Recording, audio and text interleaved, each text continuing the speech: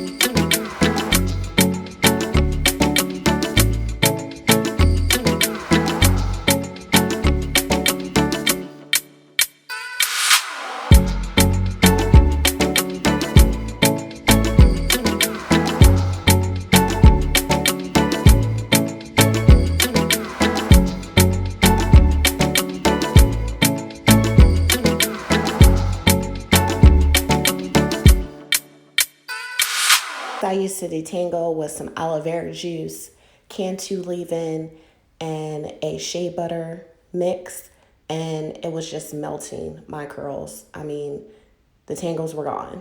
A couple of comb throughs and they were gone. So I really like that combo.